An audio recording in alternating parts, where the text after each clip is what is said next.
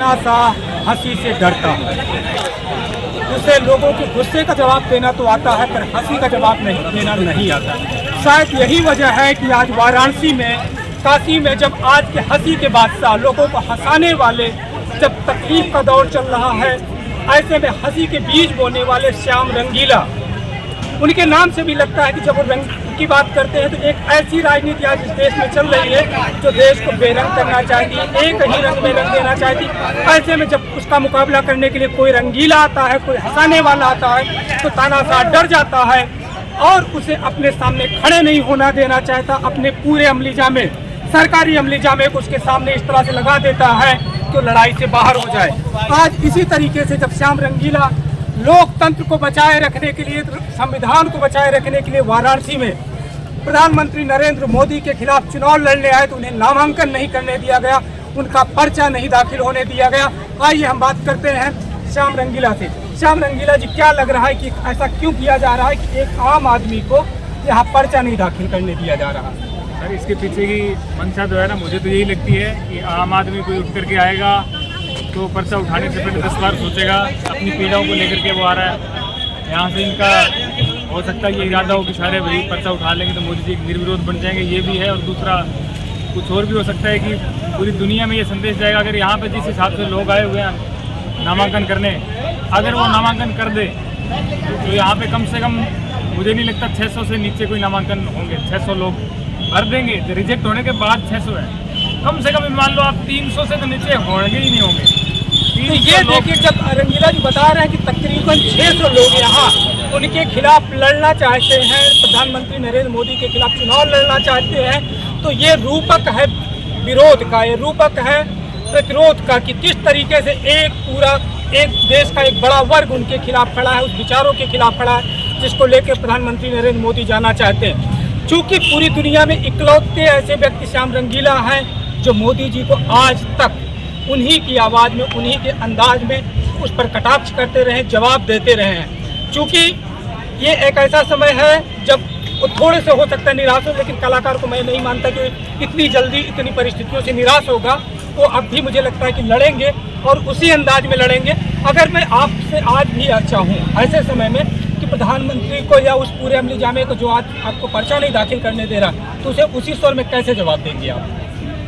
उसी स्वर में तो सर क्या ही जवाब देंगे, मतलब अब तो हमारी हिम्मत नहीं हो रही। हम मिमिक्री की बात नहीं कर रहे हैं, क्योंकि वो आपकी फनकारी है।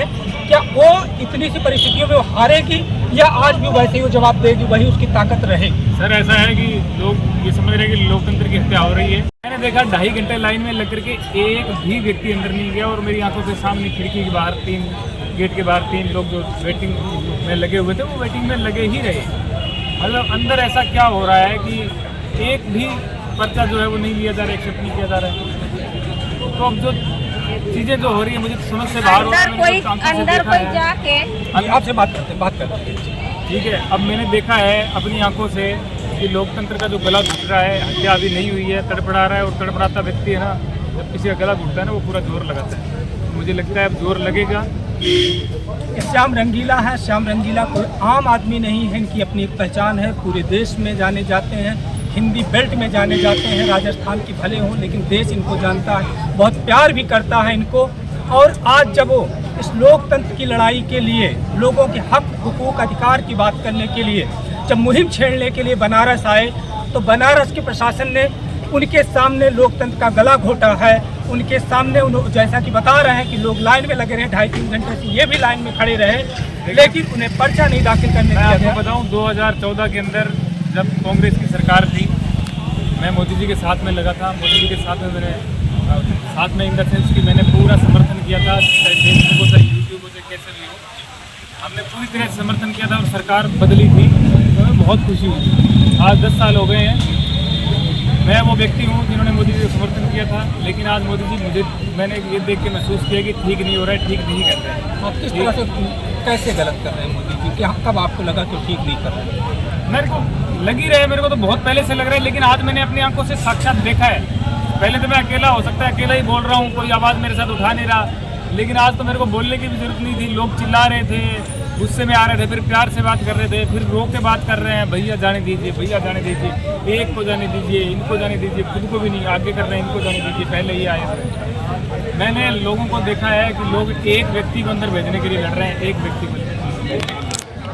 जब ऐसे में कि सत्ता पूरी तरीके से लोकतंत्र और संविधान की हत्या करने में लगी हो, लोगों को हक न मिलने देना चाहती, ऐसे समय में जब चुनाव के अभी 3 चरण और बाकी हैं, तो आप देश को क्या संदेश देना चाहेंगे? देश को संदेश देखिए, मैं संदेश देने वाला कोई नहीं हूँ। मैं ना तो मोदी हूँ ना राहुल गांधी हूँ। मैं बहुत ही सामान्य सा कॉमेडियन हूँ, बहुत ही मतलब एक किसान परिवार से आता हूँ। बस मेरी जो है ना आत्मा वो देख करके यूँ लगा कि यार हम कुछ करने निकलते हैं ना, क्या हो जाएगा ज़्यादा से ज़्यादा, क्या कर लेंगे, ज़्यादा से ज़्यादा मेरा क्या कर लेंगे ये, हम तो मोदी जी कुछ कर नहीं पाएंगे, मेरा क्या कर लेंगे। तो मैंने यही सोच करके घर से निकलने का कदम उठाया था और आज मैंने आकर के देखा है वो चीज़ जो मैंने महसूस करी थी, सही महसूस करी थी। और आज लोगों को संदेश, अपने आप लोगों की सोच ये संदेश लेने वाली होनी चाहिए। मुझे संदेश देने की जरूरत ना पड़े, इन सब चीज़ों को देख के संदेश मिलना चाहिए लोगों को, क्या ऐसा है। क्योंकि रंगीला जी के लिए भी एक भावुक क्षण है जब वो जनता की लड़ाई लड़ना चाहते थे, अभी भी फिलहाल वो लड़ेंगे अपने तरीके से, लेकिन जो लोकतंत्र के माध्यम से लड़ना चाहते थे उसमें कहीं ना कहीं सत्ता या सिस्टम ने उन्हें लड़ाई लड़ने से रोक दिया है। ये दुखद है। अभी हमने आपकी बात कराई, हमने बात की श्याम रंगीला इकलौते ऐसे नहीं हैं जिनको आवेदन नहीं करने दिया गया। यहाँ देश भर से लोकतंत्र के तमाम पहलू आए हुए हैं। ऐसे हरप्रीत सिंह हमारे साथ हैं। हरप्रीत सिंह जी बता रहे हैं कि इनको भी आवेदन नहीं किया करने दिया गया। इनको जिस तरीके से इनको आशंका थी कि यहाँ निर्विरोध लड़ाने की कोशिश चल रही है, प्रधानमंत्री को किसी से लड़ना न पड़े, निर्विरोध जीत जाए, उसमें एक अवरोध ही प्रतिरोध लाना चाहते थे। खैर इसका मौका अभी इनको नहीं दिया। अभी मैं बताता हूँ पूरे देश में अभी केवल 20 लोगों ने ऑनलाइन आवेदन किया, ऑनलाइन जो इलेक्शन कमीशन है, यानी कि मेरा फॉर्म ऑलरेडी इलेक्शन कमीशन को सबमिट हो चुका है। मैंने इनको बताया मुझे आपने अपॉइंटमेंट दिया 11 बजे, 12 बजे, 1 बजे। आपने 11 बजे के स्लॉट में मुझे अंदर नहीं बुलाया, आपने 12 बजे मुझे नहीं बुलाया, आपने 1 बजे नहीं बुलाया। हमने अंदर मैसेज भेजा कि समय निकल जाएगा, आपने मुझे अपॉइंटमेंट देकर बुलाया है, इलेक्शन कमीशन ने अपॉइंटमेंट दिया है, मैंने आपको फीस जमा करवाई है। जब मैंने सब कुछ आपको दे दिया, मेरा फॉर्म आपके पास चला गया, तो केवल आपके टेबल पर मुझे फॉर्म रखा था। मैंने तो कुछ करना ही नहीं था, सब कुछ दे दिया था मैंने। इतनी सारी चीज़ों के बाद पता नहीं डिजिटल इंडिया कब जागेगा। जिस डिजिटल इंडिया के प्रधानमंत्री बात करते रहे हैं, तो उससे इन्होंने फॉर्म अपना सबमिट भी कर दिया, बावजूद प्रत्यक्ष रूप से इनको अपना फॉर्म रखने, आवेदन जाकर के टेबल पर रखने नहीं दिया गया।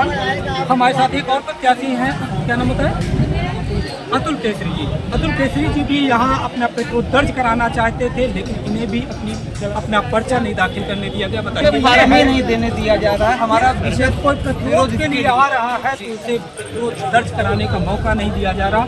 ये और अंदर सर कम से कम 50 लोग हैं जिनको नामांकन नहीं करने दिया जा रहा है, एक षड्यंत्र, और मोबाइल भी नहीं लेके अंदर जाने दिया जा रहा है। तो ये पूरी स्थिति बयां कर रहे तमाम आवेदक। यहाँ और भी लोग हैं, हम उनसे भी बात करेंगे। लोग यहाँ चुनाव लड़ने आए हैं। लोकतंत्र में इस तरह की लूट, इस तरह का डाका कभी नहीं देखा गया कि उनको मतदान का हक जितना है उतना ही चुनाव लड़ने का हक भी है, लेकिन यहाँ चुनाव लड़ने का हक जबरन छीना जा रहा है, आवेदन नहीं करने दिया जा रहा है। बहुत बहुत धन्यवाद। और एक बड़ा आश्चर्य की बात है जिसको आप आगे रखें, अगर कोई भी मतदाता लाइन में लग जाता है, रात को 12 भी बज जाए तो चुनाव आयोग का नियम है कि वो मत डालेगा। जब यहाँ सुबह से हर हफ्ते लाइन में लोग लग रहे हैं तो आप उनको चालान का फार्म भी नहीं दे रहे और फिर वापस कर दे रहे हैं कि आप वापस जाइए। बनारस से इस तरह की आवाज लगातार उठ रही है, लगातार लोग इस तरह की कृत्य का विरोध कर रहे हैं। पता नहीं चुनाव आयोग इसको सुन पा रहा है कि नहीं पा रहा है, चुनाव आयोग इसको संज्ञान में लेगा कि नहीं लेगा, लेकिन ये बहुत दुखद है। ये लोकतंत्र की सरासर हत्या की जा रही है। बहुत बहुत धन्यवाद। तो ये पूरी स्थिति है कि लोगों की न हार्ड कॉपी जमा हो पा रही, न आवेदन मिल पा रहा है। ये वाराणसी की तानाशाही है, यहाँ के सिस्टम की तानाशाही है। तो ये पूरी स्थितियाँ हैं, लोग परेशान घूम रहे हैं। जो अपना प्रतिरोध दर्ज कराना चाहते थे, जो लोकतंत्र के इस महोत्सव में अपनी उत्सवधर्मिता के साथ भागीदारी करना चाहते थे, उन्हें मौका ही नहीं दिया जा रहा है। इसी के साथ हम अपनी बात खत्म करते हैं। यहाँ और भी बहुत से आवेदक परेशान घूम रहे हैं, और उनसे भी आपकी बात कराएंगे। तब तक के लिए धन्यवाद। जब अब ये कह रहे हैं कि सारे सीसीटीवी कैमरे उठा लिए गए, हर जगह से हटा लिए गए कि कोई सबूत न रहने पाए। तो ऐसे कभी कुबेर दत्त की कविता की याद आ रही, उन्होंने कविता लिखी तरबूज में कैमरा, एक ऐसा कैमरा जो लोगों के जेहन में फिट होता है और सब कुछ वाच करता है। तो भले सीसीटीवी हटा लिया जाए, लेकिन जो तमाम आंखें अपने सामने से एक्सरे कर रही हैं, देख रही हैं, मोदी जी भले कांग्रेस पर आरोप लगाते हो कि उसके पास ऐसी एक्सरे मशीन है जो जाकर मंगलसूत्र का एक्सरे कर लेगी, तो हो ना हो मोदी जी को डर लगता है बनारस संसदीय क्षेत्र से पीछे अंदर कम से कम 50 लोग हैं जो कि 2 लाख वोट रिटर्न कर सकते हैं। मोदी जी को डर है कि बनारस के हार जाएंगे, इसी वजह से वो एक साजिश के थ्रू पर्चा दाखिल नहीं करवाने दे रहे हैं। मेरे पास खुद 50,000 आदमी का समर्थन है, इसी तरीके से 50 लोग अंदर है, आप समझ